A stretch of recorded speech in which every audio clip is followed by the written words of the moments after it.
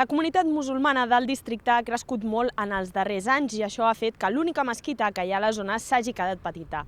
A l'Infobarris de Sants Montjuïc d'aquesta setmana coneixerem els problemes que provoca aquesta manca d'espai i quina és la solució que planteja l'Ajuntament als gestors del centre. Comencem. En aquesta mesquita els divendres es reuneixen fins a 500 persones per resar. El problema és que en els 90 metres quadrats que fa només hi caben un centenar de persones. Per això, una gran part dels fidels han de fer l'oració al carrer i per evitar les molèsties que això comporta, alguns avancen l'hora d'arribada per agafar lloc a l'interior.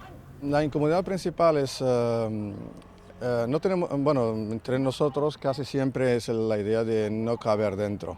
Imagina, es así, hace frío, todo eso, imagina cuando está lloviendo y casi siempre ya hacemos turnos para rezar dentro. Aquestes molèsties han fet que molts dels musulmans que resen en aquesta mesquita demanin als gestors de l'entitat que prenguin mesures.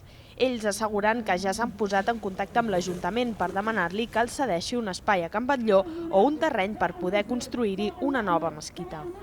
Ja s'han acabat una mica la paciència i els esforços que vam fer i vam aguantar i ara toca a l'Ajuntament que fer la seva, perquè fins ara l'Ajuntament no ha fet res i volem que doni la cara. Des del consistori, però, diuen que la problemàtica no és nova i que col·laboraran amb ells per ajudar-los a trobar una alternativa.